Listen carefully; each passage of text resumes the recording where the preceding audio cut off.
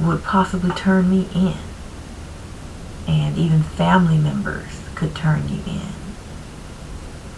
I mean, that's how deep it was. And so I started to question these things because I knew myself. I was like, I would never turn anybody in, even if I wasn't a Jehovah's Witness. I would never turn somebody in that was a friend or a family member of mine to some crazy government group that just wanted to destroy them because of the way they felt or they believed. It went against everything that I felt. So I was like, I just can't believe that there aren't people that are not Jehovah's Witnesses that don't feel the same way.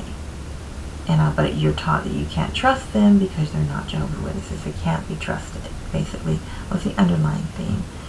And I started to also question why in the world they talked about the anointed. They talked about people that were born on or before 1914, you're part of the 144,000, and I started thinking to myself, well, what happens, we're coming up to the time in history when all people that were born on or before 1914 are going to be dead, and they're saying that Armageddon will come before the last one of those people died, and I'm like, okay. I was like, I think they raised the number now to like the 30s or something. But they'll probably keep raising it. It'll be like the 50s soon or the 60s. The last people that died in 1967. Because it's full of shit, basically. But I really believed in this. So I was questioning all of these things. I was asking all these questions. And I couldn't wrap my mind around it. So these doubts that were crashing down on me, it did something to my mind. It does something to your mental state when you put your complete, utter trust in something, to only find out that there's cracks in this, what if this is not true? What if my whole life, from the years 1 year to 18 years or 20 years or however many years, and if I keep on following this 30, 40 years, if I put my life in something, my trust, my faith in something, and it doesn't pan out and nothing happens, and I'm just stuck there, stupid, left with nothing. And but the realization that I've been duped, basically. And once you find that, once you start to wonder that, it becomes very, very emotionally painful. I started to doubt everything after that.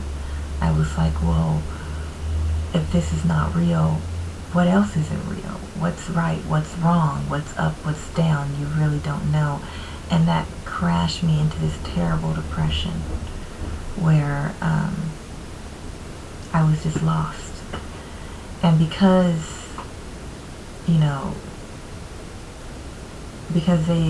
they were Jehovah's Witnesses are so against sex, they're so against any kind of normal sexual response, dating, all of that. I was sort of kind of androgynous in a way that I had deadened my normal, attractive impulses to a man, or even I didn't even know which way was coming or going. I had completely lost faith in like my whole world, and I was desperately trying to build it up, because while you're losing your faith, you're also reading all these Watchtower articles that are saying, oh my God,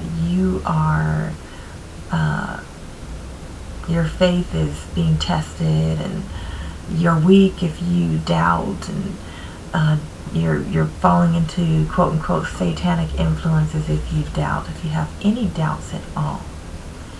And so because of that, I was caught in this guilt, under this unbelievable guilt. Like, well, if I'm not believing in this, I was taught this was the only way my entire life. What am I going to believe in? My parents, everyone I knew believed this way. So you almost feel like you're going crazy, like there's something wrong with you. And it took so much. I mean, so much to conquer that feeling, that the fear, the guilt, that control. And it's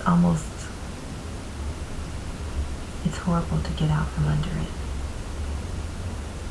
That's all I have to say. It's horrible to get out from under it. It is almost like you feel like you're drowning. And because of that, I became deeply, deeply depressed. And I remember telling my mother, I'm having doubts. I don't know if I believe in Jehovah anymore, or the witnesses. And I told her it's been bothering me, because she could see something was wrong. I was crying all the time. I was sleeping all the time. But she never really said anything. I came to her. It was like she was just watching it happen. And when I told her, I've been considering suicide, you would think that she would say, oh, in a normal scenario, your child comes to you and they say, I've been considering suicide, I'm deeply depressed, I'm thinking about killing myself. They're going to say, oh, let's take her to, a doctor, a psychiatrist, a psychologist, or get her help somehow.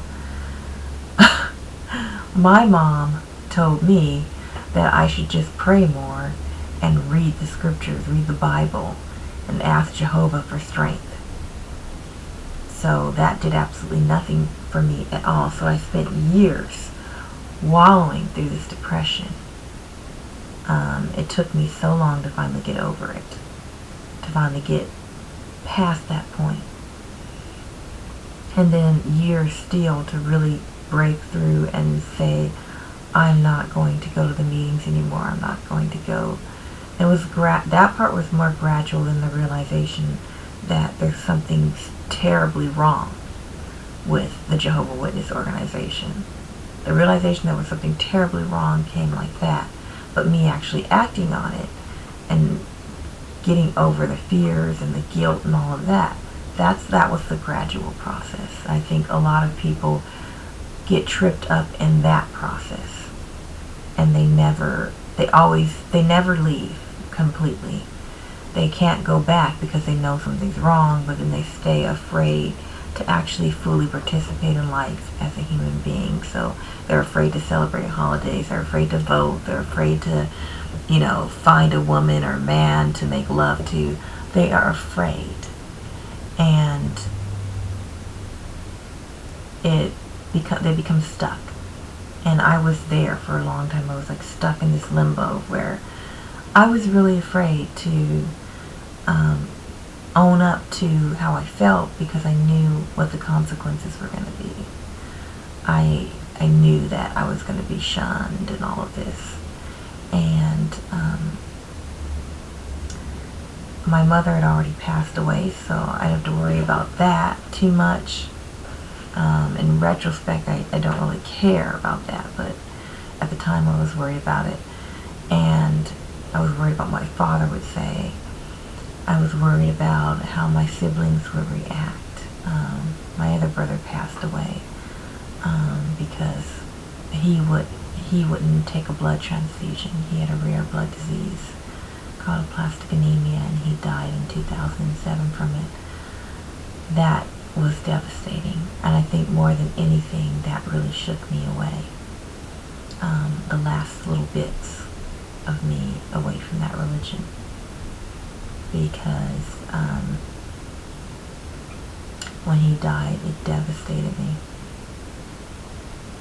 So there's a lot of things that this cult is guilty for, and one of those things is after it leaves you ravaged, after it leaves you devastated and hopeless, saying there's no way but, there's no other path in life to take but becoming a Jehovah's Witness if you want to survive, if you want to be a good person.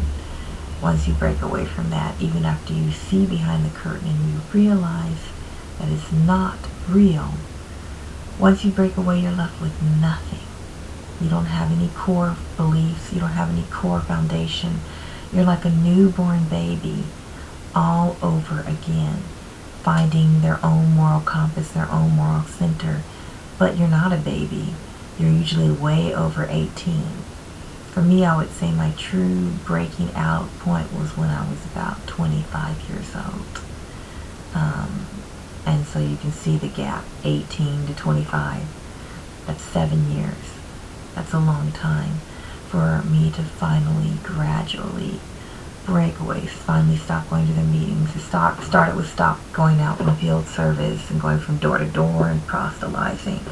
And then it went to, I really stopped going to their meetings as much. And then it went to, I'm not really reading their Bible literature anymore. I was only reading it because I'm a deeply spiritual person, but I felt that that was the only way to spirituality and I knew no other way. And because of that, I didn't know what to do. But to make a long story short, I finally got out of that. I finally found my way, although it took years.